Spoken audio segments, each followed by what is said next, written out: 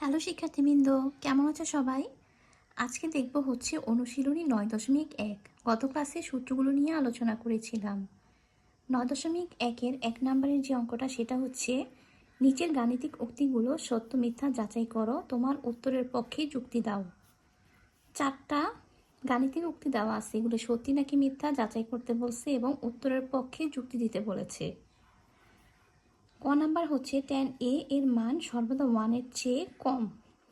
tan a এর মান সর্বদা 1-এর চেয়ে কম, এটা কি সত্যি নাকি মিথ্যা সেটা উত্তরের পক্ষে যুক্তি দিব। tan এর মান যে 1-এর চেয়ে কম, এই উক্তিটি মিথ্যা। কেন মিথ্যা? কারণ হচ্ছে tan a এর মান -ইনফিনিটি থেকে ইনফিনিটি পর্যন্ত হতে পারে, তো ইনফিনিটি কিন্তু 1-এর চেয়েও বড়। তো সেক্ষেত্রে আমি কি বলতে পারি, tan a এর মান সর্বদা 1-এর চেয়ে কম, এই উক্তিটি মিথ্যা।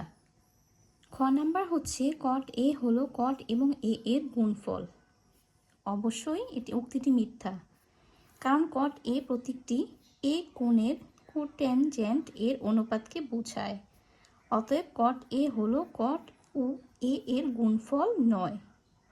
এরপর দেখব গ নাম্বার, a এর কোন মানের জন্য sec a 12/5 হবে?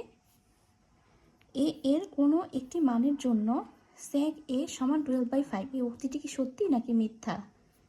এই উক্তিটি হচ্ছে সত্যি, কারণ a ধনাত্মক সূক্ষ্মকোণ হলে sec a হবে অতিভুজ বাই ভূমি।